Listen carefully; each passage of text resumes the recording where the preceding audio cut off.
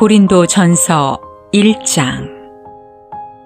하나님의 뜻에 따라 그리스도 예수님의 사도로 부르심을 받은 나 바울과 믿음의 형제 소스the네는 고린도에 있는 하나님의 교회와 그리스도 예수님 안에서 거룩함을 입어 성도가 된 사람들과 우리 주 예수 그리스도를 주님으로 믿고 그 이름을 부르는 각처의 모든 사람들에게 하나님 우리 아버지와 주 예수 그리스도의 은혜와 평안이 함께하기를 기도합니다. 나는 그리스도 예수님을 통해 여러분에게 은혜를 주신 하나님께 늘 감사하고 있습니다. 이것은 여러분이 그리스도 안에서 말과 지식을 포함하여 모든 일에 풍성한 복을 받았기 때문입니다. 그래서 여러분은 그리스도에 대하여 증거한 말씀을 굳게 믿고 모든 영적인 축복을 누리면서 다시 오실 우리 주 예수 그리스도를 기다리고 있습니다. 그분은 재림하시는 날에 여러분이 흠없는 자가 되도록 끝까지 지켜주실 것입니다. 여러분을 불러 그의 아들 우리 주 예수 그리스도와 교제하게 하시는 하나님은 신실하신 분이십니다. 형제 여러분, 내가 우리 주 예수 그리스도의 이름으로 권합니다. 부디 서로 갈라지지 말고 의견을 모아 한마음 한뜻으로 굳게 연합하십시오. 나는 글로에의 집에서 온 사람들에게서 여러분 가운데 다툼이 있다는 소식을 들었습니다. 여러분이 저마다 나는 바울파다, 나는 아볼로파다, 나는 베드로파다, 나는 그리스도파다 하고 말한다니 그리스도가 그렇게 나누어졌습니까? 바울이 여러분을 위해 십자가에 못 박혔습니까? 아니면 여러분이 바울의 이름으로 세례를 받았습니까? 나는 여러분 가운데서 그리스보와 가이오 외에는 아무에게도 세례를 주지 않은 것을 하나님께 감사하고 있습니다.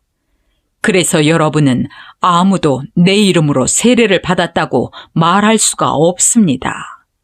스데바나의 가족에게 세례를 주긴 했지만 그 밖에는 아무에게도 세례를 준 기억이 없습니다.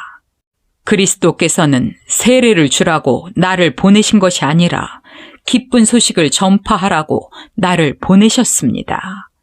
그리고 인간의 지혜로운 말로 하지 않는 것은 그리스도의 십자가가 헛되지 않도록 하기 위한 것입니다.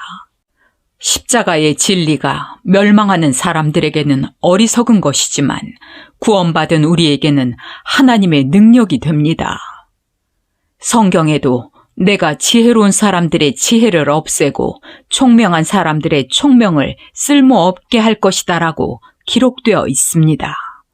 그렇다면 지혜 있는 사람이 어디 있으며 학자가 어디 있습니까?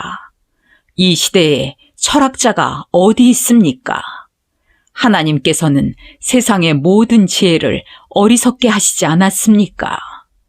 하나님은 세상 사람들이 그들의 지혜로는 자기를 알지 못하게 하시고 오히려 그들의 눈에 어리석게 보이는 전도의 말씀으로 믿는 사람을 구원하려 하셨습니다.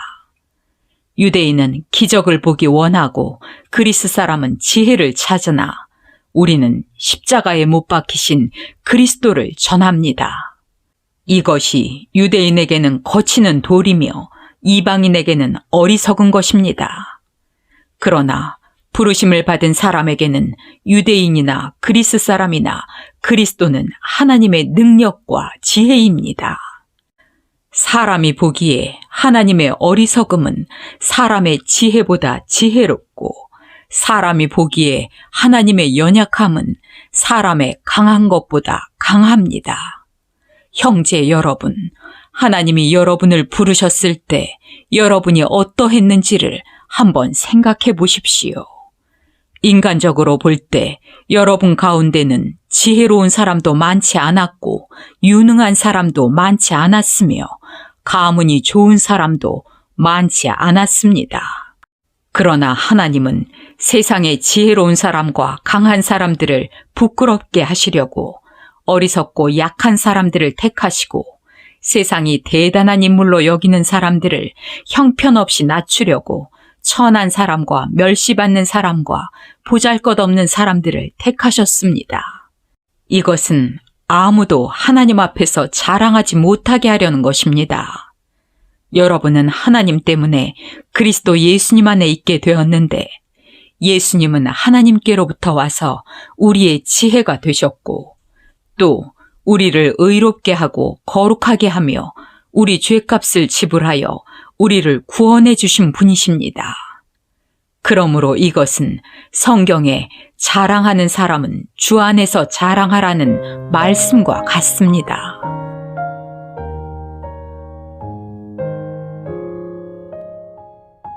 고린도전서 2장. 형제 여러분, 내가 여러분에게 하나님의 말씀을 전할 때 고상한 말이나 인간의 지혜로 하지 않았습니다.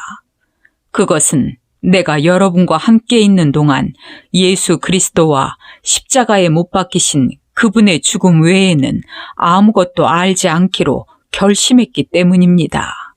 그래서 여러분과 함께 있을 때 나는 약하였고 두려워하였으며 몹시 떨었습니다. 내가 가르치거나 전도할 때 지혜에 설득력 있는 말로 하지 않고 성령님의 능력으로 한 것은 여러분의 믿음이 사람의 지혜에 의존하지 않고 하나님의 능력에 의존하도록 하기 위해서였습니다. 그러나 우리는 믿음이 성숙한 사람들 가운데서는 지혜를 말합니다. 그 지혜는 이 세상의 지혜나 곧 망하게 될 통치자들의 지혜가 아니라 감추어진 신비로운 하나님의 지혜입니다. 그것은 하나님께서 우리의 영광을 위해 세상이 만들어지기 전에 미리 마련해 놓으신 것입니다. 그러나 이 세상 통치자들은 그 지혜를 몰랐습니다. 만일 그들이 알았더라면 영광의 주님을 십자가에 못 박지 않았을 것입니다. 그것은 성경에 아무도 보거나 듣거나 생각조차 못한 것을 하나님은 자기를 사랑하는 사람들을 위하여 준비해 두셨다라고 한 말씀과 같습니다. 하나님께서는 성령님을 통해 그 비밀을 우리에게 알려주셨습니다. 성령님은 모든 것을 살피심으로 하나님의 깊은 것까지도 알아내십니다. 사람의 생각을 그 속에 있는 영 외에는 아무도 알 수 없듯이 하나님의 생각도 하나님의 영 외에는 아무도 알지 못합니다. 우리는 세상의 영을 받지 않고 하나님께서 주신 성령을 받았습니다. 이것은 하나님이 우리에게 은혜로 주신 선물을 우리가 알 수 있도록 하기 위한 것입니다. 이것을 말하는데도 우리는 인간의 지혜에서 난 말로 하지 않고 성령님이 가르치신 말로 합니다. 다시 말해서 영적인 진리는 영적인 말로 설명하는 것입니다. 거듭나지 못한 자연인은 하나님의 성령이 주시는 것을 받아들이지 않습니다. 그런 것은 영적으로만 이해할 수 있는 것이기 때문에 그들에게는 어리석게 보일 뿐만 아니라 그들은 그것을 깨달을 수도 없습니다. 영적인 사람은 모든 것을 제대로 평가하지만 세상 사람은 그를 제대로 평가하지 못합니다. 성경에도 누가 주의 마음을 알아서 주를 가르칠 수 있겠는가라고 하지 않았습니까? 그러나 우리는 그리스도의 마음을 가졌습니다. 고린도전서 3장. 형제 여러분, 나는 여러분에게 영적인 사람을 대하듯이 말할 수가 없어서 세속적인 사람, 곧 그리스도 안에서 어린아이를 대하듯 말합니다. 내가 여러분에게 젖을 먹이고 단단한 음식을 먹이지 않았습니다. 이것은 여러분이 그것을 소화시킬 능력이 없었기 때문입니다. 여러분은 지금도 마찬가지입니다. 아직도 여러분은 세상 사람들처럼 살고 있습니다. 여러분 가운데 시기와 다툼이 있는데 어찌 육적인 세상 사람들처럼 행동하는 것이 아니라고 할 수 있겠습니까? 여러분 가운데 어떤 사람은 나는 바울파다, 또 어떤 사람은 나는 아볼로파다 하고 말한다니 여러분이 세상 사람과 다를 게 무엇입니까? 그렇다면 아볼로는 무엇이며 바울은 무엇입니까? 우리는 주님이 시키신 대로 여러분을 믿게 한 종들에 지나지 않습니다. 나는 심었고 아볼로는 물을 주었습니다. 그러나 자라게 하신 분은 하나님이십니다. 그러므로 심는 사람과 물을 주는 사람은 아무것도 아니지만 자라나게 하시는 하나님이 가장 중요합니다. 심는 사람과 물을 주는 사람은 하나이며 각자 자기가 일한 대로 상을 받을 것입니다. 우리는 하나님의 일을 하는 동역자들이요, 여러분은 하나님의 밭이며 건물입니다. 나는 하나님의 은혜로 지혜로운 훌륭한 건축가가 되어 기초를 놓았으며 다른 사람은 그 위에 건물을 세우고 있습니다. 그러나 건물을 세우는 방법에 대하여 각자가 주의해야 합니다. 이미 놓인 기초는 예수 그리스도이시므로 아무도 다른 기초를 놓을 수 없습니다. 이 기초 위에 건물을 세울 때 금이나 은이나 보석으로 세우는 사람도 있고 나무나 풀이나 짚으로 세우는 사람도 있을 것입니다. 그러나 심판 날에는 각자의 일한 결과가 불로 시험을 받아 밝혀질 것입니다. 만일 세운 것이 불에 타지 않고 남아있으면 상을 받을 것이나 그것이 타버리면 상을 잃고 말 것입니다. 그런 사람은 구원을 얻어도 마치 불 속에서 간신히 헤쳐나온 것과 같을 것입니다. 여러분은 하나님의 성전인 것과 성령님이 여러분 안에 계신다는 것을 모르십니까? 누구든지 하나님의 성전을 더럽히면 하나님이 그 사람을 멸망시키실 것입니다. 이것은 하나님의 성전이 거룩하며 여러분 자신도 바로 그런 성전이기 때문입니다. 여러분은 아무도 자기를 속여서는 안 됩니다. 여러분 가운데 이 세상에서 지혜롭다고 생각하는 사람이 있으면 정말 지혜로운 사람이 되기 위해서는 어리석은 사람이 되십시오. 이 세상의 지혜는 하나님이 보시기에 어리석은 것입니다. 성경에도 하나님이 약삭빠른 자를 자기 꾀에 빠지게 하신다 하였고 또 주님은 지혜로운 자들의 생각이 헛된 것을 아신다고 하였습니다. 그러므로 아무도 사람을 자랑하지 마십시오. 만물이 다 여러분의 것입니다. 바울이든 아볼로든 베드로든 모두 여러분의 유익을 위해 존재하는 사람들이며 온 세계뿐만 아니라 생명이나 죽음이나 현재일이나 장래일이 다 여러분에게 속하였고 여러분은 그리스도에게 속하였으며 그리스도는 하나님께 속하였습니다.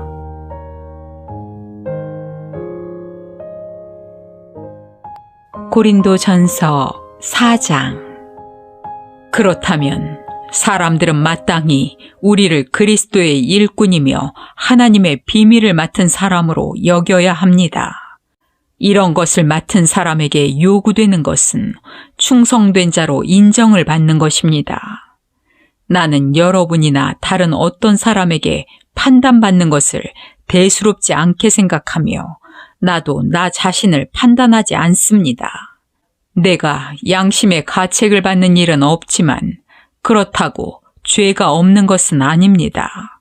오직 나를 판단하시는 분은 주님이십니다. 그러므로 여러분은 최후의 심판 때까지 아무것도 판단하지 말고 주님이 오실 때까지 기다리십시오.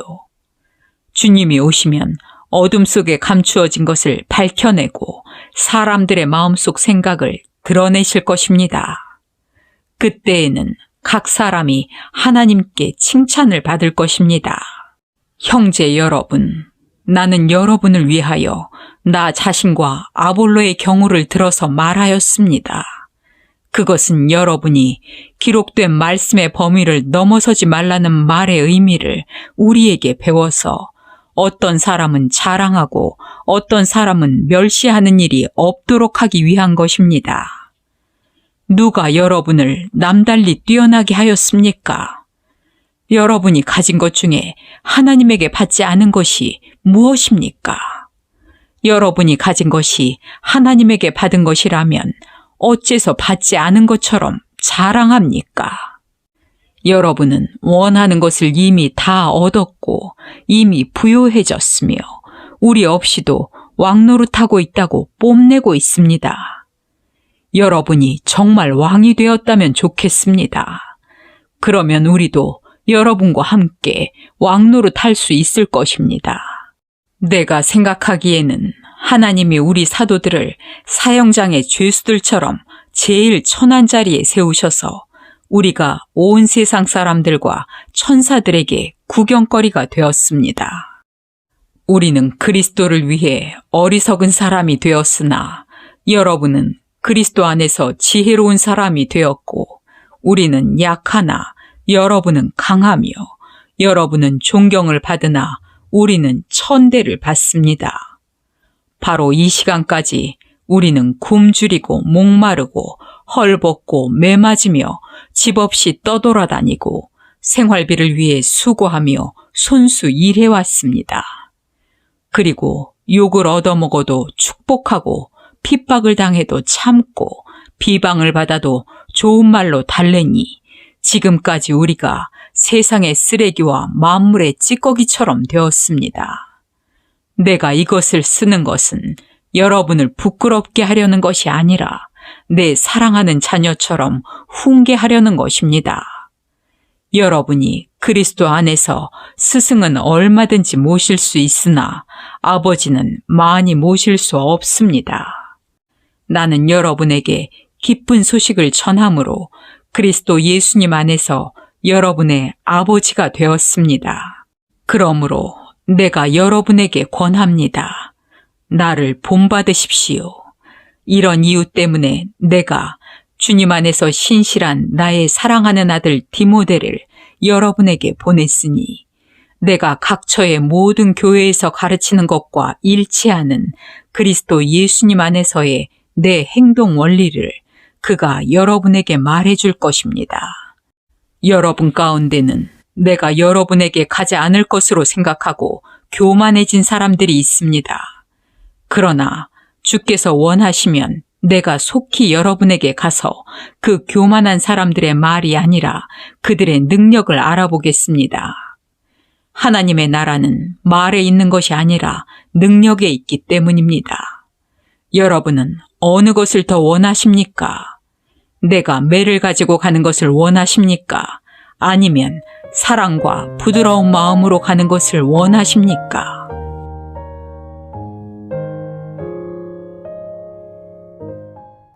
고린도전서 5장.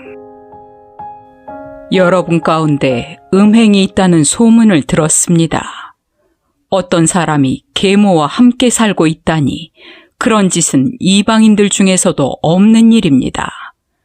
그러고도 여러분은 잘난 체 할 수 있습니까? 오히려 비통한 마음으로 그런 사람을 여러분 가운데서 쫓아내야 하지 않습니까? 내가 비록 몸은 떠나 있으나 마음은 여러분과 함께 있습니다. 그래서 내가 마치 그곳에 있는 것처럼 이런 짓을 한 사람을 이미 처벌하기로 결정하였습니다.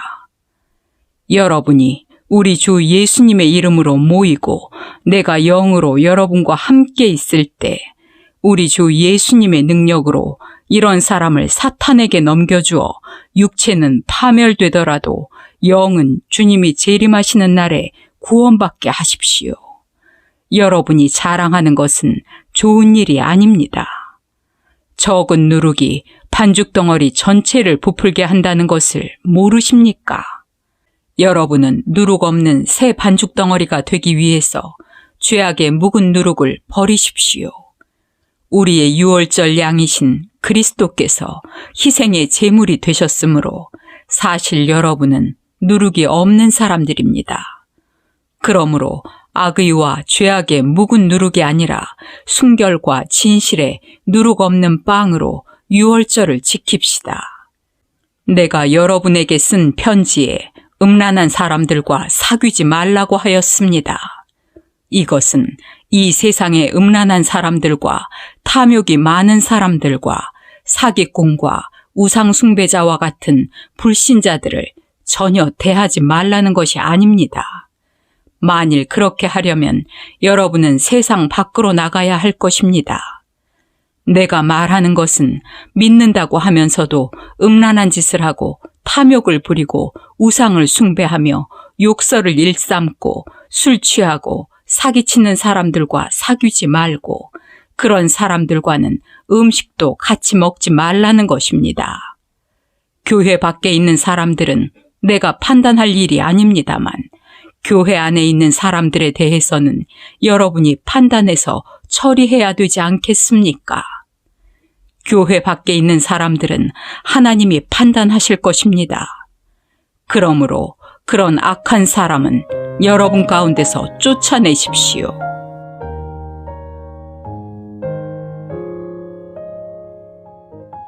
고린도전서 6장. 여러분 가운데 다툼이 생겼을 때 왜 성도들 앞에서 해결짓지 않고 세상 법정에 호소합니까? 성도가 세상을 심판하게 된다는 것을 여러분은 모르십니까? 온 세상을 심판하게 될 여러분이 그 정도의 사건 하나도 해결할 능력이 없습니까?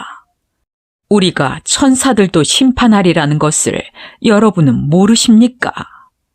그렇다면 이 세상 일쯤이야 말할 게 있겠습니까? 여러분에게 그런 문제가 생겼을 때 교회에서 별로 대단하게 여기지 않는 세상 사람들을 재판관으로 세워야 되겠습니까? 내가 여러분을 부끄럽게 하려고 이 말을 합니다. 여러분 가운데는 신자들 간의 문제를 해결해 줄 만한 지혜로운 사람이 그렇게도 없습니까? 신자가 신자를 고소하여 그것도 믿지 않는 사람들 앞에서 꼭 재판을 받아야 하겠습니까? 여러분이 서로 소송하는 것은 성도로서 이미 실패했다는 것을 말해주는 것입니다. 차라리 여러분이 손해를 보거나 속는 것이 더 낫지 않습니까? 그런데 여러분은 오히려 여러분의 형제에게 피해를 주고 형제를 속이고 있습니다. 의롭지 못한 사람은 하나님의 나라에 들어가지 못한다는 것을 모르십니까? 속지 마십시오. 음란한 사람과 우상 숭배자와 간음하는 사람과 여자를 좋아하는 사람과 동성 연애자와 도둑과 탐욕이 많은 사람과 술 취하는 사람과 욕설을 일삼는 사람과 착취자는 하나님의 나라에 들어가지 못합니다. 여러분 가운데도 이런 사람들이 있었으나 주 예수 그리스도의 이름과 우리 하나님의 성령으로 죄에서 씻음을 받고 거룩하게 되어 의롭다는 인정을 받았습니다. 무엇이든지 할 수 있는 자유가 있다고 해서 모든 것이 다 유익한 것은 아닙니다. 나도 무슨 일이든지 마음대로 할 수 있지만 나는 그 어떤 것에도 지배를 받지 않을 것입니다. 음식은 배를 위해 있고 배는 음식을 위해 있습니다. 그러나 하나님은 그 모든 것을 다 없애버리실 것입니다. 몸은 음란을 위해 있는 것이 아니라 주님을 위해 있는 것이며 주님은 몸을 위해 계십니다. 하나님이 주님을 다시 살리셨으니 우리도 그분의 능력으로 다시 살리실 것입니다. 여러분의 몸이 그리스도의 지체라는 것을 모르십니까? 그리스도의 지체인 여러분이 창녀의 지체가 되어서야 되겠습니까? 결코 그럴 수는 없습니다. 창녀와 결합하는 사람은 그녀와 한 몸이라는 것을 모르십니까? 하나님은 두 사람이 한 몸이 될 것이다 라고 말씀하셨습니다. 그러나 주님과 합하는 사람은 주님과 한 영이 됩니다. 여러분은 음란을 피하십시오. 사람이 짓는 모든 죄는 몸 밖에서 일어나지만 음행하는 사람은 자기 몸에게 죄를 짓는 것입니다. 여러분의 몸은 여러분 자신의 것이 아니라 하나님에게서 받은 것으로 여러분 안에 계시는 성령님의 성전이라는 것을 모르십니까? 하나님은 값을 치르고 여러분을 사셨습니다. 그러므로 여러분의 몸으로 하나님께 영광을 돌리십시오.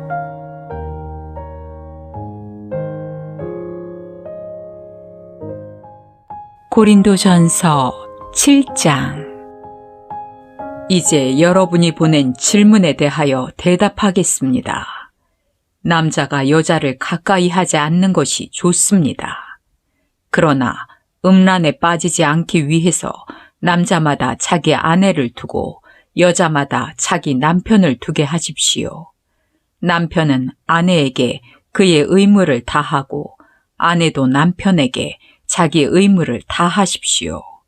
아내의 몸을 다스릴 권리는 남편에게 있고 남편의 몸을 다스릴 권리는 아내에게 있습니다. 여러분은 서로 몸을 거절하지 마십시오. 다만 기도에 전념하기 위해 서로 합의하여 얼마 동안은 그렇게 하더라도 다시 정상적인 부부 생활을 하십시오. 이것은 여러분이 절제하지 못할 때 사탄이 시험하지 못하게 하려는 것입니다. 내가 이 말을 하는 것은 권면이지 명령이 아닙니다. 나는 모든 사람이 다 나처럼 되기를 바랍니다. 그러나 사람은 저마다 하나님에게서 받은 은혜의 선물이 있습니다. 이런 선물을 받은 사람도 있고 저런 선물을 받은 사람도 있습니다. 미혼자와 과부들에게 말합니다.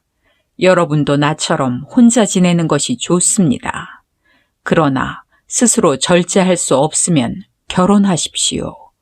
정욕으로 불타는 것보다 결혼하는 편이 낫습니다. 결혼한 사람들에게 말합니다. 이것은 내 말이 아니라 주님의 명령입니다. 아내는 남편과 헤어지면 안 됩니다. 만일 헤어지더라도 혼자 그냥 지내든지 아니면 남편과 다시 화해하십시오. 그리고 남편도 아내를 버리면 안 됩니다. 나머지 사람들에게 말합니다.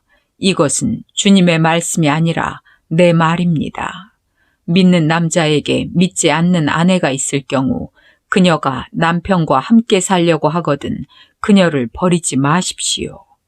또 믿는 여자에게 믿지 않는 남편이 있을 경우 그가 아내와 함께 살려고 하거든 그를 버리지 마십시오.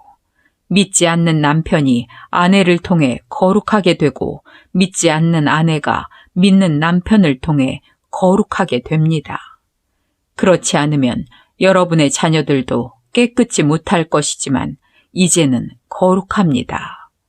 만일 믿지 않는 쪽에서 떠나고 싶어 하거든 떠나게 하십시오. 남자든 여자든 믿는 사람은 그런 일에 얽매일 필요가 없습니다. 그러나 하나님은 평화롭게 살라고 우리를 부르셨습니다. 믿는 아내가 믿지 않는 남편을 구원하고 믿는 남편이 믿지 않는 아내를 구원하게 될지 어떻게 알겠습니까? 다만 각 사람은 주님께서 나누어 주신 은혜와 하나님께서 부르신 그대로 생활하십시오. 나는 어느 교회에서나 이렇게 가르치고 있습니다. 부르심을 받기 전에 이미 할례를 받았다면 할례 받은 표를 없애려고 애쓰지 말고 또 할례를 받지 않았다면 굳이 받으려 하지 마십시오.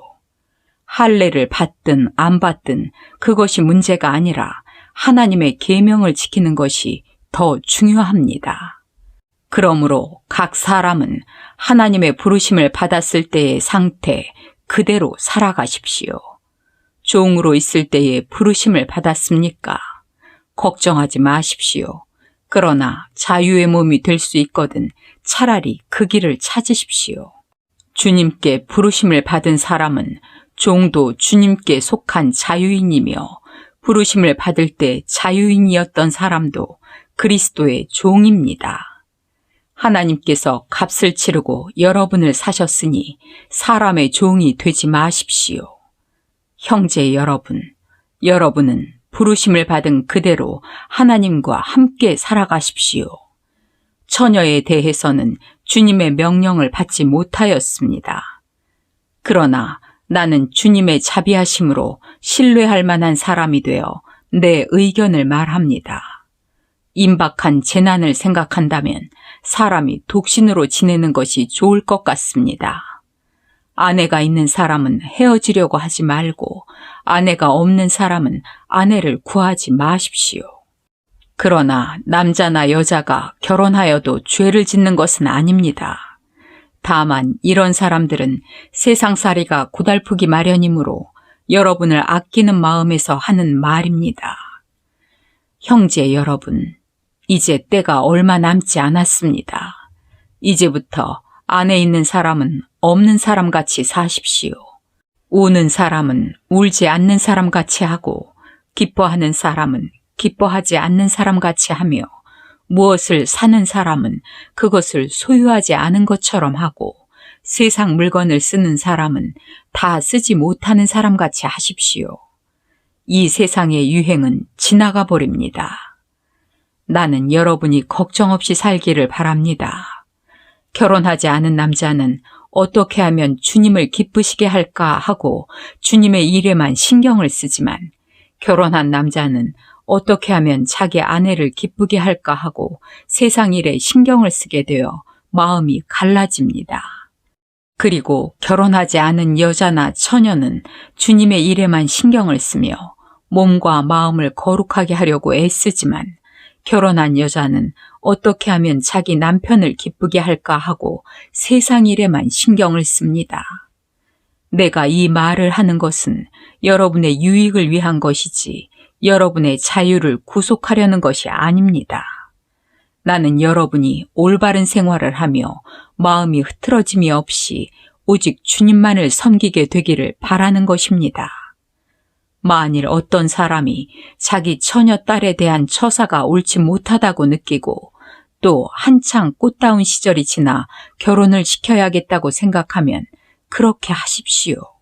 그것은 죄가 되지 않습니다. 그러나 꼭 결혼을 시켜야 할 이유도 없고 또 자기 뜻대로 할 권리가 있어서 마음을 굳히고 자기 딸을 그냥 머물러 있게 하기로 작정하여도 잘하는 일입니다. 그러므로 결혼시키는 것도 잘하는 일이지만 결혼시키지 않는 것은 더 잘하는 일입니다. 아내는 남편이 살아있는 동안은 그에게 메인 몸이지만 남편이 죽으면 자기가 원하는 남자와 마음대로 결혼할 수 있습니다. 그러나 반드시 믿는 사람과 결혼해야 합니다. 하지만 내 판단에는 재혼하지 않고 그냥 지내는 것이 더 행복할 것 같습니다. 나에게도 하나님의 영이 있다고 생각합니다.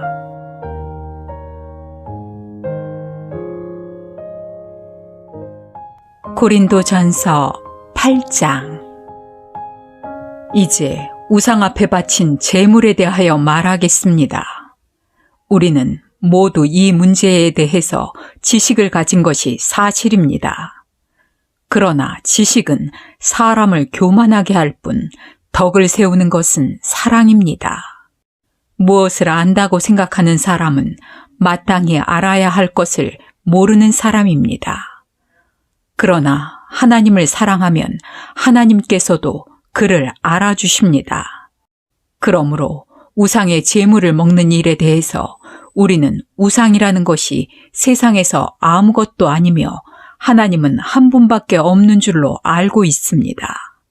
사람들은 하늘과 땅에 많은 신과 주가 있다고 합니다.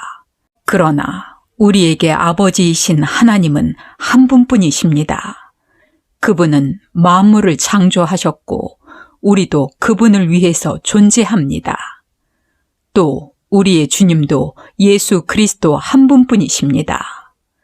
그분을 통해서 만물이 창조되었고 우리도 그분을 통해서 존재하고 있습니다.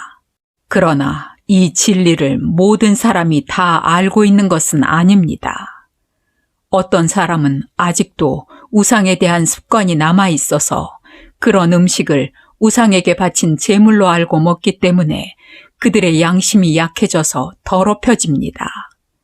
그러나 음식은 우리와 하나님과의 관계에 전혀 영향을 미치지 않습니다. 먹지 않는다고 해서 나쁠 것도 없고 먹는다고 해서 나을 것도 없습니다. 그렇지만 여러분이 가리지 않고 먹는 자유가 믿음이 약한 사람들에게 걸려 넘어지게 하는 장애물이 되지 않도록 조심하십시오. 지식이 있다는 여러분이 우상의 신당에 앉아 먹는 것을 믿음이 약한 사람이 본다면 그의 양심이 담력을 얻어 그도 우상의 제물을 먹지 않겠습니까? 그렇게 되면 여러분의 지식 때문에 믿음이 약한 그 사람은 망하게 됩니다. 그리스도께서는 그 형제를 위해서도 죽으셨습니다. 이와 같이 여러분이 형제들에게 죄를 짓고 그들의 약한 양심을 상하게 하는 것은 그리스도에게 죄를 짓는 것입니다. 그러므로 음식이 내 형제를 죄짓게 한다면 나는 내 형제를 죄에 빠뜨리지 않기 위해서 다시는 제물을 먹지 않겠습니다.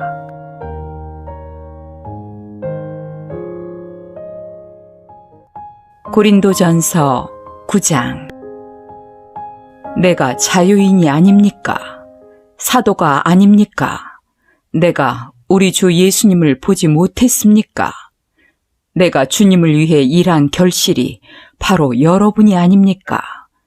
내가 다른 사람들에게는 사도가 아닐지라도 여러분에게는 사도입니다. 주님을 믿는 여러분이 내가 사도라는 것을 증거하는 표가 되기 때문입니다. 나를 비판하는 사람들에게 말합니다. 우리에게 먹고 마실 권리가 없습니까? 다른 사도들과 주님의 형제들과 베드로처럼 우리에게도 믿는 아내를 데리고 다닐 권리가 없겠습니까? 어찌 나와 바나바에게만 일하지 않고 먹을 권리가 없겠습니까? 자기 비용으로 군대 생활을 할 사람이 어디 있습니까?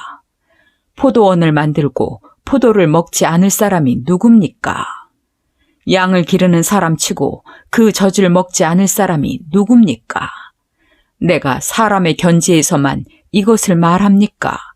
율법도 이것을 말하고 있지 않습니까? 모세의 율법에는 곡식을 밟아 떠는 소의 입에 망을 씌우지 마십시오라고 기록되어 있습니다. 이것은 하나님이 소를 염려해서 하신 말씀입니까? 전적으로 우리를 위해서 하신 말씀이 아닙니까? 그렇습니다. 이것은 우리를 위해 기록된 것입니다. 밭 가는 사람이나 타작하는 사람은 제 몫을 받을 희망을 가지고 일합니다. 여러분에게 영적인 씨앗을 뿌린 우리가 물질적인 수확을 거둔다고 해서 이것을 지나친 일이라 할 수 있겠습니까? 다른 사람들이 여러분에게 이런 권리를 가졌다면 우리에게는 더욱 큰 권리가 있지 않겠습니까? 그러나 우리는 이 권리를 쓰지 않았고 오히려 그리스도의 기쁜 소식을 전하는 일에 조금이라도 지장이 될까봐 모든 것을 참아왔습니다. 성전에서 일하는 사람들은 거기서 나오는 것을 먹으며 제단에서 섬기는 사람들은 재물을 나누어 가진다는 것을 모르십니까? 이와 같이 주님께서도 기쁜 소식을 전하는 사람들은 그 일을 통해 먹고 살 수 있도록 하셨습니다. 그러나 나는 이런 권리를 하나도 사용하지 않았습니다. 그리고 여러분이 나에게 그렇게 해달라는 뜻에서 내가 이 말을 하는 것이 아닙니다. 나는 죽는 한이 있더라도 내가 자랑으로 여기는 것을 아무도 헛되게 하지 못하게 할 것입니다. 내가 기쁜 소식을 전할지라도 자랑할 것이 없는 것은 내가 반드시 해야 할 일이기 때문입니다. 만일 내가 기쁜 소식을 전하지 않으면 나에게 불행이 닥칠 것입니다. 내가 자발적으로 이 일을 한다면 보수를 받아야 하겠지만 자발적이 아니더라도 나는 당연히 해야 할 직분을 맡은 것입니다. 그렇다면 내가 받을 보수는 무엇입니까? 그것은 내가 기쁜 소식을 전할 때 값없이 전하는 것과 나의 당연한 권리를 쓰지 않는 그것입니다. 나는 아무에게도 매이지 않았으나 더 많은 사람을 얻으려고 스스로 모든 사람의 종이 되었습니다. 유대인에게 내가 유대인처럼 된 것은 유대인들을 얻기 위해서이며 율법 아래에 있는 사람들에게는 내가 율법 아래에 있지 않으면서도 그들처럼 된 것은 율법 아래에 있는 사람들을 얻기 위해서입니다. 내가 하나님의 율법을 떠난 것이 아닙니다. 그리스도의 법 아래에 있으면서도 내가 율법 없는 이방인들에게 율법 없는 사람과 같이 된 것은 율법 없는 이방인들을 얻기 위해서입니다. 또 믿음이 약한 사람들에게는 내가 믿음이 약한 사람처럼 되어 그들을 얻으려고 하였습니다. 이와 같이 내가 모든 사람들에게 그들과 같은 사람이 된 것은 어떻게 해서든지 다만 몇 사람이라도 구원하기 위해서였습니다. 내가 기쁜 소식을 위해 이 모든 일을 하는 것은 그 축복에 함께 참여하기 위한 것입니다. 경기장에서 여러 선수들이 다 함께 달리지만 우승자는 하나뿐이라는 것을 모르십니까? 이와 같이 여러분도 우승자가 되도록 힘껏 달리십시오. 우승자가 되려고 경쟁하는 선수마다 모든 일에 절제합니다. 그들은 썩을 면류관을 위해 그렇게 하지만 우리는 썩지 않을 면류관을 위해 그렇게 해야 합니다. 그러므로 나는 목표 없이 달리는 사람처럼 달리지 않고 허공을 치는 권투 선수처럼 싸우지 않습니다. 내가 내 몸을 쳐서 복종시키는 것은 내가 남에게 전도한 후에 오히려 나 자신이 버림을 당할까 두렵기 때문입니다.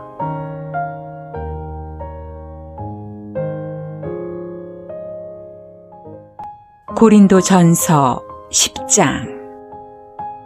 형제 여러분, 여러분은 옛날 우리 조상들이 광야에서 겪은 일을 잊어서는 안 되겠습니다. 모세 때의 우리 조상들은 모두 구름의 인도를 받아 홍해를 건넜습니다. 그들은 모두 모세를 따라 구름과 바다 가운데서 세례를 받았고 똑같이 신령한 양식을 먹었으며 똑같이 신령한 물을 마셨습니다. 그들은 이 물을 신령한 바위에서 마셨는데 그 바위는 그들과 함께 하셨던 그리스도였습니다. 그러나 하나님께서 그들 대부분을 기쁘게 여기지 않으셨으므로 그들은 광야에서 멸망을 받았습니다. 이런 일은 우리에게 거울이 되어 우리도 그들처럼 악을 좋아해서는 안 된다는 것을 경고해주고 있습니다. 그들 가운데 어떤 사람들처럼 여러분은 우상을 숭배하지 마십시오. 성경에도 백성이 앉아서 먹고 마시고 일어나 난잡하게 뛰놀았다 라고 기록되어 있습니다. 또 그들 가운데 어떤 사람들은 간음하다가 하루에 23,000명이나 죽었습니다.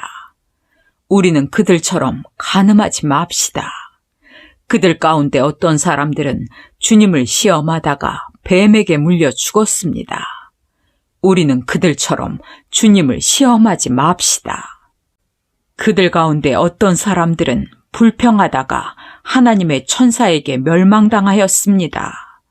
우리는 그들처럼 불평하지 맙시다. 그들이 당한 이런 일들은 다른 사람들에게 본보기가 되었으며 세상 끝날을 눈앞에 둔 우리에게 하나의 경고로서 기록되었습니다. 그러므로 선줄로 생각하는 사람은 넘어질까 조심하십시오. 여러분이 당한 시험은 모든 사람들이 다 당하는 시험입니다. 하나님은 신실하신 분이시므로 여러분이 감당할 수 없는 시험 당하는 것을 허락하지 않으시고 여러분이 시험을 당할 때에 피할 길을 마련해 주셔서 감당할 수 있게 하실 것입니다. 사랑하는 여러분, 그러므로 우상 숭배하는 일을 피하십시오. 내가 지각 있는 사람들에게 말합니다. 내가 하는 말을 스스로 판단해 보십시오. 우리가 감사하며 받는 축복의 잔은 그리스도의 피에 참여하는 것이 아닙니까?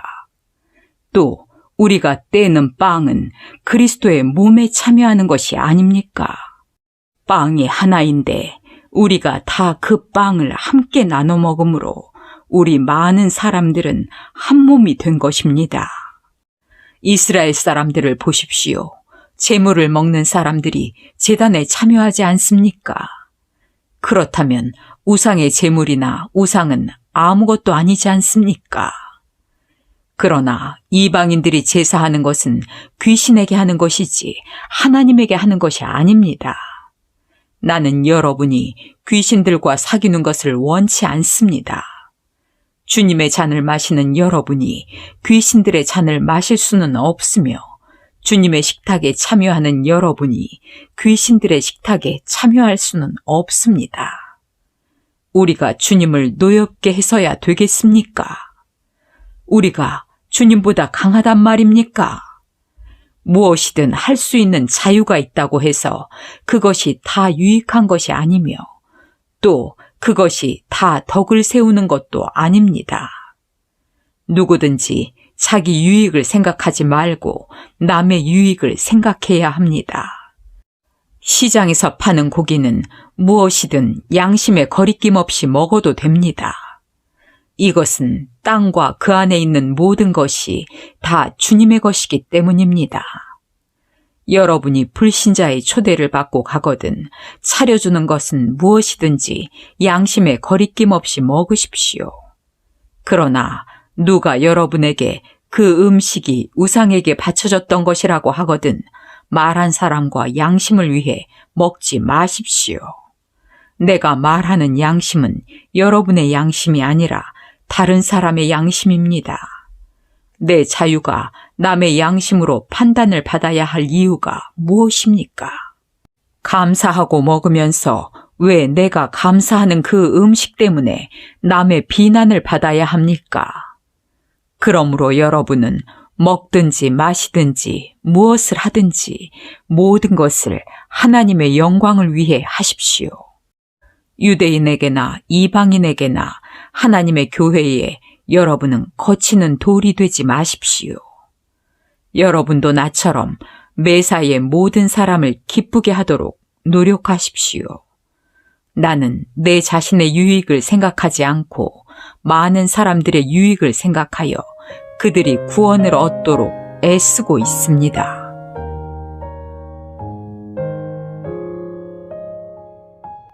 고린도전서 11장. 내가 그리스도를 본받는 것처럼 여러분도 나를 본받으십시오. 여러분이 모든 일에 나를 기억하고 내가 전해준 교훈을 그대로 잘 지키고 있으니 내가 여러분을 칭찬하지 않을 수 없습니다. 그러나 나는 여러분이 이것을 알기 바랍니다. 모든 남자의 머리는 그리스도이고 여자의 머리는 남자이며 그리스도의 머리는 하나님이십니다. 남자가 머리에 무엇을 쓰고 기도하거나 말씀을 전하면 그의 머리이신 그리스도를 욕되게 하는 것입니다.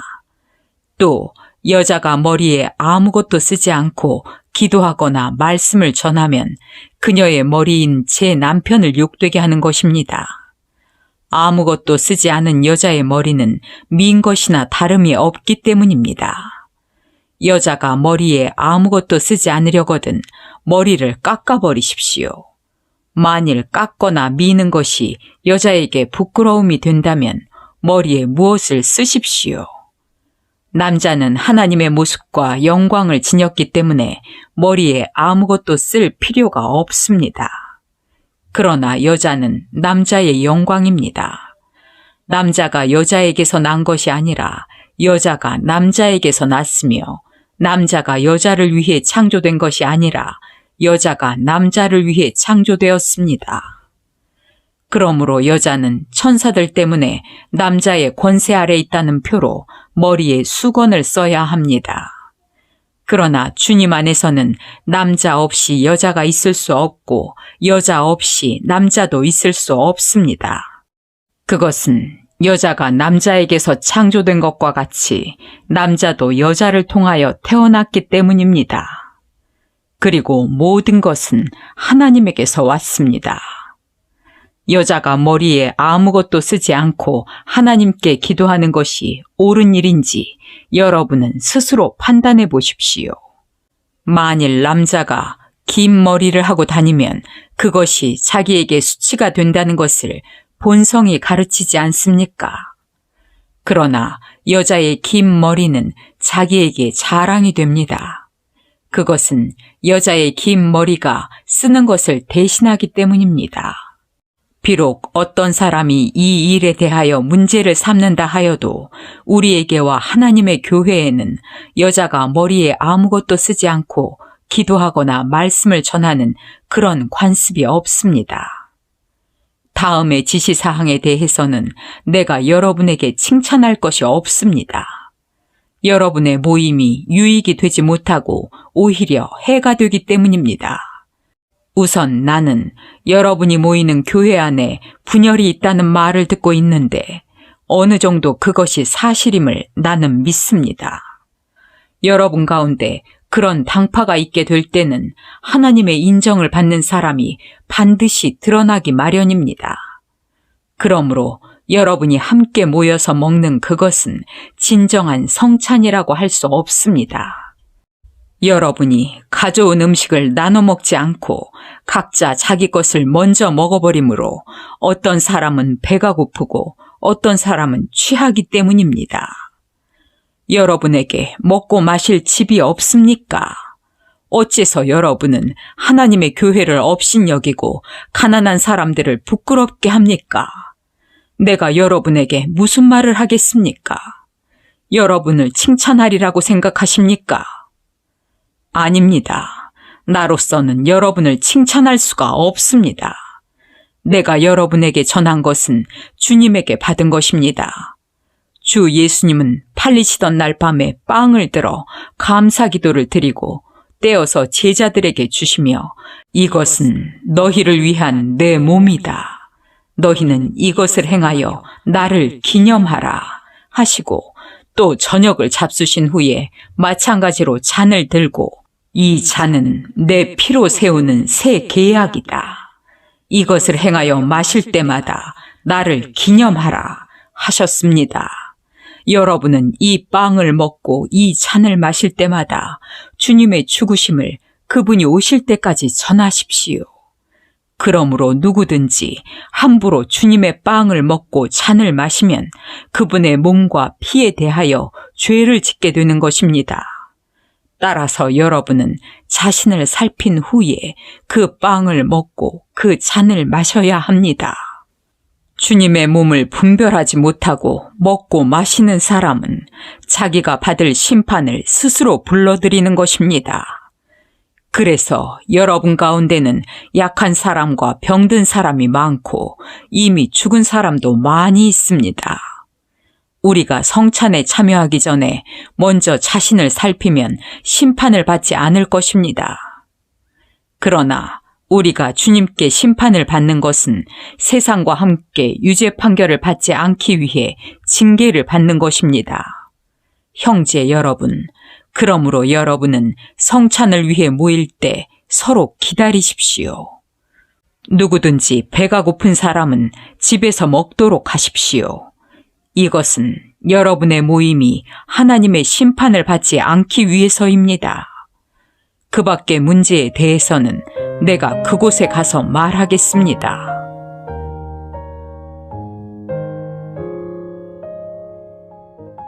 고린도전서 12장. 형제 여러분, 나는 여러분이 영적인 선물에 대하여 모르는 것을 원치 않습니다. 여러분이 더 잘 알겠지만 여러분이 이방인이었을 때는 말 못하는 우상에게 이리저리 끌려다녔습니다. 그러므로 내가 여러분에게 말합니다. 하나님의 영으로 말하는 사람은 예수님을 저주하지 않습니다. 그리고 성령님의 도움 없이는 아무도 예수님을 주님이라고 말할 수 없습니다. 은혜의 선물은 여러 가지가 있지만 성령님은 한 분이시며 섬기는 일은 여러 가지가 있지만 주님도 한 분이십니다. 그리고 해야 할 일은 여러 가지가 있지만 모든 사람 안에서 일하시는 하나님은 한 분이십니다. 각 사람에게 성령님이 계시는 증거를 주신 것은 모든 사람의 유익을 위해서입니다.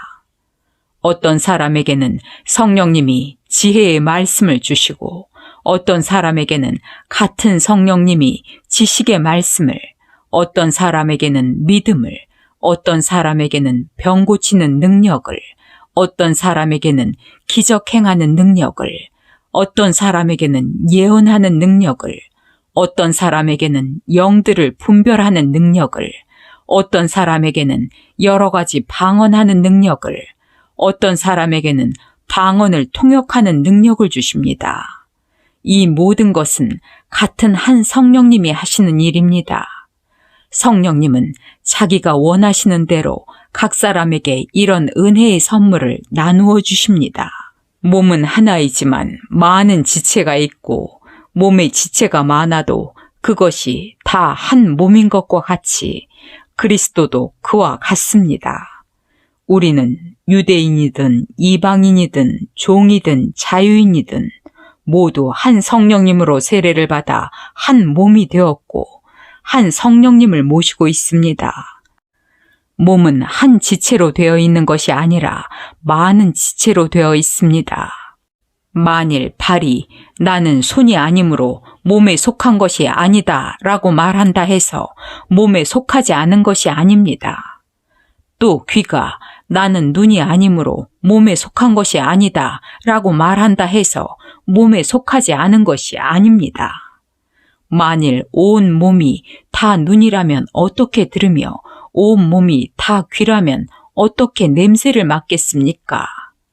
그러나 하나님은 자기가 원하시는 대로 한 몸에 여러 가지 다른 지체를 두셨습니다. 만일 모두 한 지체뿐이라면 몸은 어디입니까? 그래서 지체는 많아도 몸은 하나입니다. 그러므로 눈이 손에게 너는 내게 필요 없다고 하거나 머리가 발에게 너는 내게 필요 없다고 할 수 없습니다. 몸 가운데 약해 보이는 지체가 오히려 더 필요합니다. 우리는 몸 가운데서 별로 중요하게 생각되지 않는 부분을 더욱 중요하게 여기고 또 별로 아름답지 못한 부분을 더욱 아름답게 꾸밉니다. 그러나 아름다운 부분에 대해서는 그럴 필요가 없습니다. 이처럼 하나님께서는 하찮은 부분을 더욱 귀하게 여겨 몸의 조화를 이루게 하셨습니다. 그래서 몸 안에 분열이 없이 모든 지체가 서로 도와나갈 수 있게 하신 것입니다. 만일 한 지체가 고통을 당하면 모든 지체도 함께 고통을 당하고 한 지체가 영광을 받으면 모든 지체도 함께 기뻐합니다. 여러분은 그리스도의 몸이며 여러분 한 사람 한 사람은 그 몸의 각 지체입니다. 그리고 하나님은 교회 안에 이런 지체들을 세우셨는데 첫째는 사도요, 둘째는 예언자이며 셋째는 교사요, 그 다음은 기적을 행하는 사람, 다음은 병 고치는 사람, 남을 돕는 사람, 다스리는 사람, 방언을 하는 사람들입니다.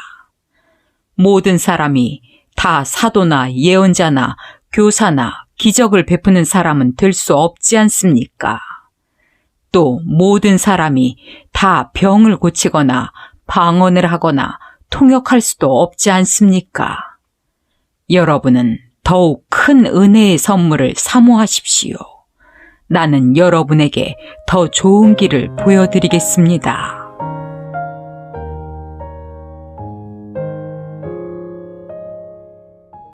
고린도전서 13장. 내가 사람의 방언과 천사의 말을 하더라도 사랑이 없으면 소리나는 노새와 울리는 꽹과리에 지나지 않습니다.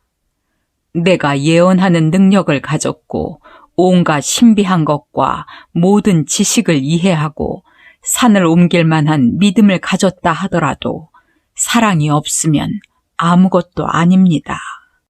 내가 가지고 있는 모든 것을 가난한 사람들에게 나눠주고 또 내 몸을 불사르게 내어준다고 해도 사랑이 없으면 그것이 나에게 아무 유익이 되지 않습니다. 사랑은 오래 참고 친절하며 질투하지 않고 자랑하지 않으며 잘난 체 하지 않습니다. 사랑은 버릇없이 행동하지 않고 이기적이거나 성내지 않으며 악한 것을 생각하지 않습니다. 사랑은 불의를 기뻐하지 않고 진리와 함께 기뻐합니다. 사랑은 모든 것을 참으며 모든 것을 믿으며 모든 것을 바라고 모든 것을 견딥니다. 사랑은 결코 없어지지 않습니다. 그러나 예언도 없어지고 방언도 그치고 지식도 사라질 것입니다. 우리가 부분적으로 알고 부분적으로 예언하지만 완전한 것이 올 때에는 부분적인 것이 없어질 것입니다. 내가 어렸을 때에는 어린아이처럼 말하고 생각하고 판단하였으나 어른이 되어서는 어렸을 때의 일을 버렸습니다.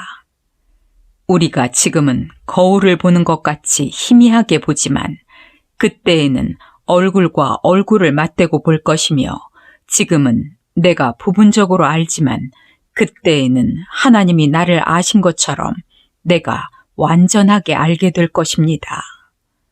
그러므로 믿음, 희망, 사랑 이 세 가지는 항상 남아있을 것이며 그 중에 제일 큰 것은 사랑입니다.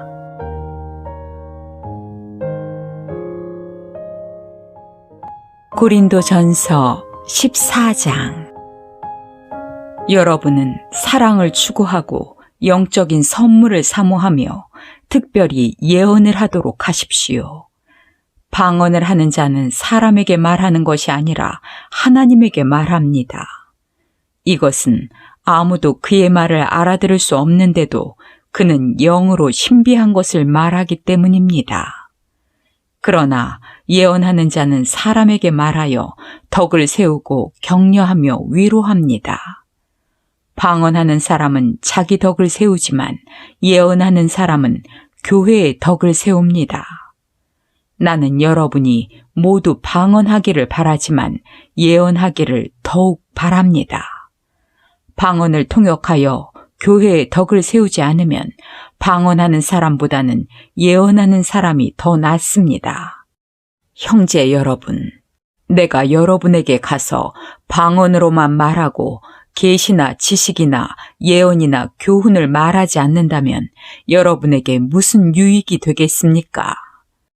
필이나 검은고와 같은 생명 없는 것이 소리를 낼 때 명확하게 구별된 소리를 내지 않으면 필이 부는 것인지 검은고 타는 것인지 어떻게 알겠습니까? 만일 나팔이 분명한 소리를 내지 않으면 누가 전쟁 준비를 하겠습니까? 여러분도 마찬가지입니다. 여러분이 혀로 알아듣기 쉬운 말을 하지 않는다면 그 말을 누가 이해하겠습니까? 그렇게 되면 결국 허공에다 말하는 셈이 됩니다. 세상에는 수많은 말이 있으나 뜻없는 말은 하나도 없습니다. 만일 내가 어떤 사람의 말을 알아듣지 못한다면 내가 말하는 사람에게 외국인처럼 되고 그도 나에게 외국인처럼 될 것입니다. 그러므로 여러분도 영적인 선물을 사모하는 사람들이므로 교회의 덕을 세우기 위해 최선을 다하십시오. 방언하는 사람은 통역하도록 기도하십시오. 내가 만일 방언으로 기도한다면 내 영은 기도하지만 내 마음은 열매를 맺지 못합니다. 그러면 내가 어떻게 해야 되겠습니까? 나는 영으로 기도하면서 마음으로 기도하고 영으로 찬송하면서 마음으로 찬송하겠습니다.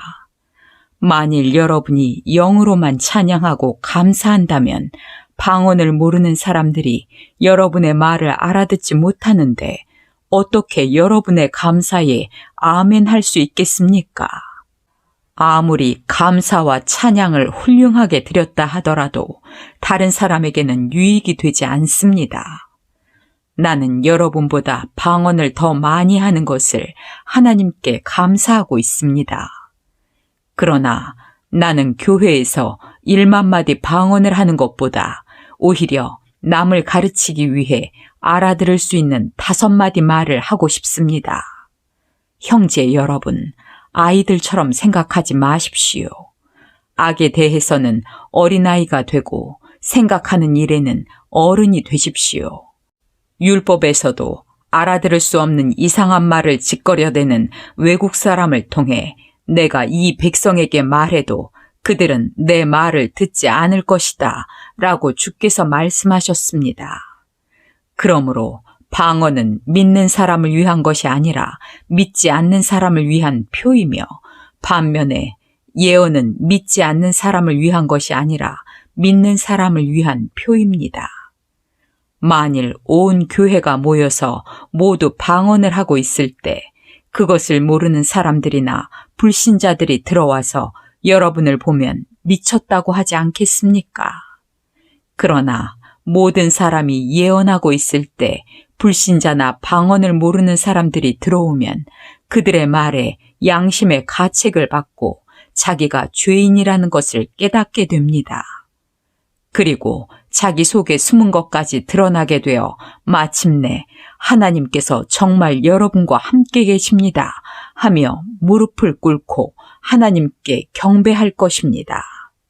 그러므로 형제 여러분, 여러분이 함께 모여 예배할 때에 찬송하든지 가르치든지 계시를 말하든지 방언을 하든지 그것을 통역하든지 이 모든 것을 교회의 덕을 세우기 위해 하십시오. 만일 누가 방언을 하려면 2사람이나 많아야 3사람이 차례대로 하고 한 사람은 그것을 통역하십시오. 통역하는 사람이 없으면 교회에서는 조용히 하고 자기 자신과 하나님께만 말하십시오. 예언도 2-3사람만 하고 다른 사람은 그것을 새겨 들으십시오. 그러나 자리에 앉은 다른 사람에게 하나님의 계시가 내렸을 때에는 먼저 말하던 사람은 조용히 하십시오. 그렇게 하면 하나님의 말씀을 받은 사람들이 차례로 모두 예언할 수 있게 되므로 모든 사람이 다 배우고 용기를 얻게 될 것입니다. 예언하는 사람은 자기 자신을 다스릴 수 있어야 합니다. 하나님은 무질서의 하나님이 아니라 평화의 하나님이시므로 성도들이 모이는 교회는 모두 그렇게 해야 합니다. 그리고 여자들은 교회에서 말하는 것이 허락되지 않았으니 조용히 하십시오. 율법에도 여자는 남자에게 복종하라고 하였습니다. 만일 알고 싶은 것이 있으면 집에서 자기 남편에게 물어보십시오.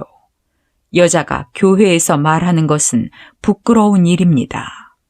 하나님의 말씀이 원래 여러분에게서 나왔습니까? 여러분만 하나님의 말씀을 받았습니까?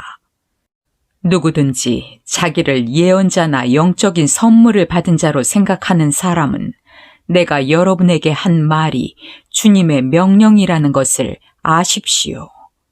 누구든지 이것을 인정하지 않으면 그도 인정받지 못합니다. 그러므로 형제 여러분, 여러분은 예언하는 것을 사모하더라도 방언하는 것을 막지 마십시오.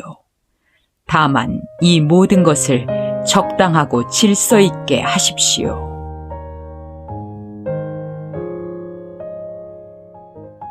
고린도전서 15장. 형제 여러분, 내가 여러분에게 전한 기쁜 소식에 대하여 다시 한번 여러분을 깨우치려고 합니다. 여러분은 이 기쁜 소식을 받아 그 위에 여러분의 신앙을 굳게 세웠습니다.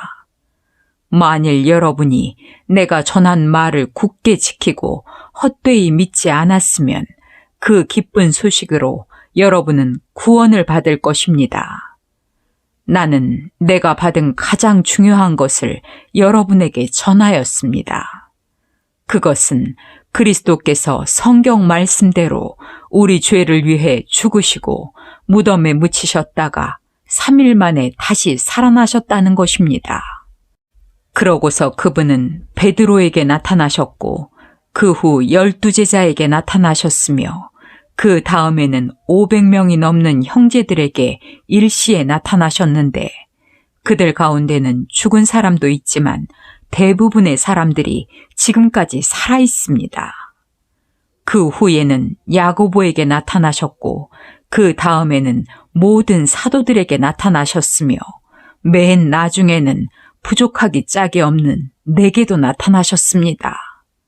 나는 사도들 중에 가장 보잘것없는 사람이며 하나님의 교회를 박해했기 때문에 사도라고 불릴 자격마저 없습니다. 그러나 오늘날 내가 이렇게 된 것은 하나님의 은혜로 된 것이며 내게 주신 그분의 은혜가 헛되지 않아 내가 다른 모든 사도들보다 더 많이 일했습니다. 그렇지만 그것은 내가 한 것이 아니라 나와 함께 하신 하나님의 은혜였습니다. 일한 사람이 나든 그들이든 우리가 다 부활의 소식을 전하였고 여러분도 이것을 믿었습니다. 그리스도께서 죽은 사람 가운데서 다시 살아나셨다고 전파되었는데 어째서 여러분 가운데는 죽은 사람의 부활이 없다고 하는 사람이 있습니까? 만일 죽은 사람의 부활이 없다면 그리스도께서도 다시 살아나지 못하셨을 것입니다. 만일 그리스도께서 다시 살아나지 못하셨다면 우리의 전도와 여러분의 믿음은 헛되고 맙니다. 더구나 하나님이 그리스도를 다시 살리셨다고 우리가 증거했기 때문에 우리는 하나님의 거짓 증인이 될 것입니다. 만일 죽은 사람이 다시 살아나지 못한다면 하나님이 그리스도를 다시 살리지 않으셨을 것입니다. 만일 죽은 사람이 다시 살아나지 못한다면 그리스도도 다시 살아나지 못하셨을 것이며 또 그리스도께서 다시 살아나지 못하셨다면 여러분의 믿음도 헛되고 여러분은 여전히 죄 가운데 있을 것이며 그리스도 안에서 죽은 사람들도 망했을 것입니다. 만일 우리가 그리스도 안에서 바라는 것이 이 세상뿐이라면 우리는 그 누구보다도 불쌍한 사람들입니다. 그러나 그리스도께서는 죽었다가 다시 살아나 죽은 사람들의 첫 열매가 되셨습니다. 죽음이 한 사람을 통해서 온 것처럼 죽은 사람의 부활도 한 사람을 통해서 왔습니다. 아담의 죄로 모든 사람이 죽은 것 같이 그리스도로 모든 사람이 다시 살게 될 것입니다. 그러나 부활에는 각자 자기 차례가 있습니다. 첫째는 첫 열매이신 그리스도이고 다음은 그리스도께서 다시 오실 때 그분을 믿었던 모든 성도들입니다. 그런 다음 세상의 종말이 올 것이며 그때 그리스도께서는 영계와 지상의 모든 통치권과 권세와 능력을 없애버리고 나라를 하나님 아버지께 넘겨드릴 것입니다. 그리스도께서 모든 원수들을 자기 발 아래 굴복시킬 때까지 왕으로서 다스리셔야 합니다. 그리고 멸망받을 최후의 원수는 죽음입니다. 성경은 하나님이 모든 것을 그의 발 아래 복종하게 하셨습니다. 라고 말합니다. 그러나 모든 것을 그의 발 아래 복종하게 하셨다고 말할 때 모든 것을 그리스도에게 복종시키신 하나님은 여기에 포함되지 않은 것이 분명합니다. 하나님이 이렇게 하신 때에는 아들 자신도 모든 것을 그에게 복종시키신 분에게 복종하게 되어 결국 하나님만이 만물을 다스리시게 됩니다. 만일 부활이 없다면 죽은 사람들을 위해 세례받는 사람들이 무엇을 하겠습니까? 죽은 사람이 살아나지 못한다면 어째서 그들을 위해 세례를 받습니까? 또 무엇 때문에 우리가 끊임없는 위험을 당해야 합니까? 형제 여러분, 우리 주 그리스도 예수님 안에서 내가 여러분을 자랑스럽게 생각하는 것만큼 확실하게 말하지만 나는 날마다 죽습니다.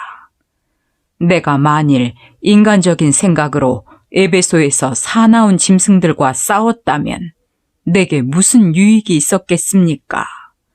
만일 죽은 사람이 다시 살아나지 못한다면 내일 죽을 텐데 먹고 마시자 할 것입니다. 여러분은 속지 마십시오. 악한 친구와 사귀면 좋은 버릇마저 그르치게 됩니다. 정신을 똑바로 차리고 죄를 짓지 마십시오. 여러분 가운데 아직도 하나님을 제대로 알지 못하는 사람이 있기에 내가 여러분을 부끄럽게 하려고 이런 말을 합니다. 그러나 죽은 사람이 어떻게 다시 살아나며 어떤 몸을 갖게 됩니까? 하고 묻는 사람이 있을지 모르지만 그것은 어리석은 질문입니다. 여러분이 뿌리는 씨가 죽지 않으면 살아나지 못합니다. 여러분이 뿌리는 것은 형체를 갖춘 식물이 아니라 밀이나 그 밖에 다른 씨앗입니다. 그러나 하나님이 자기가 원하시는 대로 그 씨앗 하나하나에 본래의 형체를 주십니다. 육체라고 해서 다 같은 것이 아니라 사람의 육체와 짐승의 육체와 새의 육체와 물고기의 육체가 각각 다릅니다. 하늘의 형체도 있고 땅의 형체도 있으나 그 영광이 각각 다르며 해와 달과 별의 영광이 다르고 별과 별의 영광도 다 다릅니다. 죽은 사람들의 부활도 이와 같습니다. 몸은 묻히면 썩지만 썩지 않을 것으로 다시 살아납니다. 천한 몸으로 묻히지만 영광스러운 몸으로 다시 살아나며 약한 몸으로 묻히지만 강한 몸으로 다시 삽니다. 육체의 몸으로 묻히지만 영의 몸으로 다시 살아납니다. 육체의 몸이 있으면 영의 몸도 있는 것입니다. 성경에 첫사람 아담은 산 존재가 되었다라고 쓰여 있으나 마지막 아담인 그리스도는 생명을 주시는 영이 되셨습니다. 그러나 영적인 것보다 육적인 것이 먼저 왔으며 그 다음에 영적인 것이 왔습니다. 첫사람 아담은 땅에서 흙으로 빚어졌지만 둘째 사람 예수님은 하늘에서 오셨습니다. 흙에 속한 사람들은 흙으로 만들어진 아담과 같고 하늘에 속한 사람들은 하늘에서 오신 그리스도와 같습니다. 우리가 지금은 흙으로 빚은 사람의 몸을 지니고 있으나 언젠가는 하늘에서 오신 그리스도와 같은 몸을 갖게 될 것입니다. 형제 여러분, 내가 여러분에게 말하지만 살과 피는 하나님의 나라를 물려받을 수 없으며 또 썩을 것은 썩지 않을 것을 물려받을 수 없습니다. 내가 이제 한 가지 비밀을 말하겠습니다. 그것은 우리가 죽지 않고 모두 변화된다는 것입니다. 마지막 나팔 소리가 울릴 때 눈 깜짝할 사이에 죽은 사람들이 썩지 않을 사람으로 다시 살아날 것이며 우리는 모두 변화될 것입니다. 이 썩을 것이 썩지 않을 몸을 입고 이 죽을 것이 죽지 않을 몸을 입을 수밖에 없습니다. 이런 일이 일어날 때에는 승리가 죽음을 삼켜버렸다라는 성경 말씀이 이루어질 것입니다. 죽음아, 너의 승리가 어디 있느냐? 죽음아, 내가 쏘는 것이 어디 있느냐? 죽음이 쏘는 것은 죄이며 죄의 힘은 율법입니다.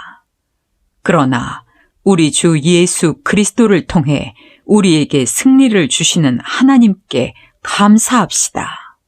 나의 사랑하는 형제 여러분, 그러므로 굳게 서서 흔들리지 말고 항상 주님의 일에 열심을 다하십시오. 주님을 위한 여러분의 수고는 결코 헛되지 않을 것입니다.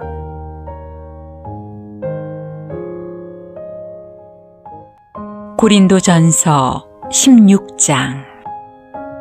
예루살렘 교회 성도들을 돕기 위한 헌금에 대해서는 내가 갈라디아의 여러 교회에 지시한 것과 같이 여러분도 그렇게 하십시오.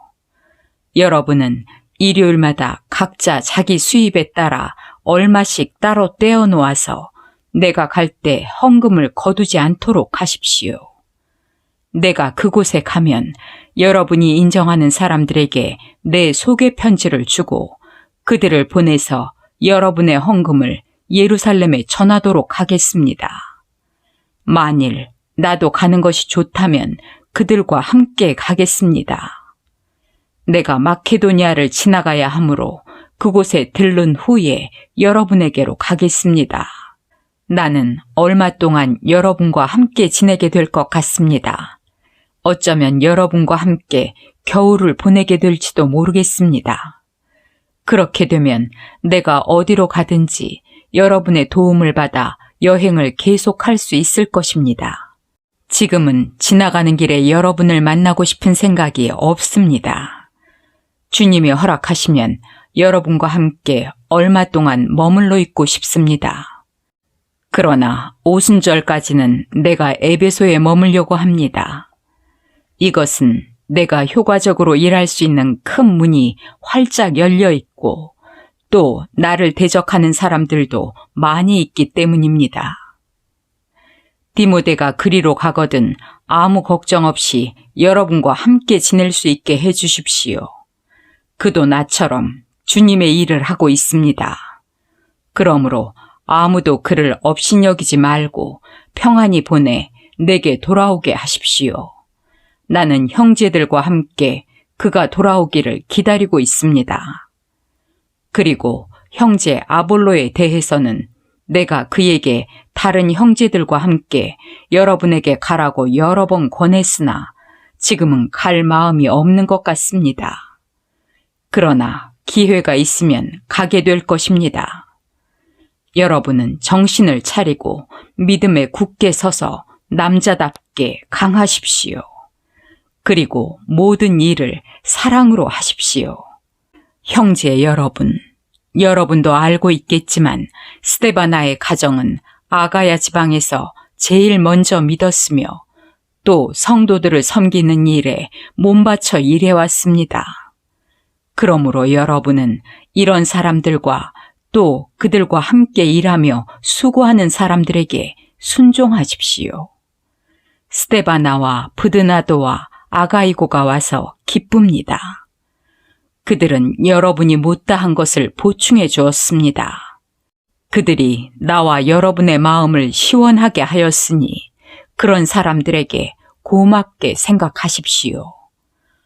아시아의 여러 교회가 여러분에게 문안합니다. 아굴라와 브리스가가 그들의 집에서 모이는 교회 성도들과 함께 주 안에서 여러분에게 진심으로 문안하고 이곳에 있는 모든 형제가 여러분에게 문안합니다. 여러분도 주님 안에서 따뜻한 인사를 서로 나누십시오. 나 바울은 손수 이 문안의 글을 씁니다. 누구든지 주님을 사랑하지 않으면 저주를 받을 것입니다. 마라나다, 우리 주님이 오십니다. 주 예수 그리스도의 은혜가 여러분과 함께하고 나의 사랑이 그리스도 예수님 안에 있는 여러분 모두에게 함께하기를 기도합니다. 아멘.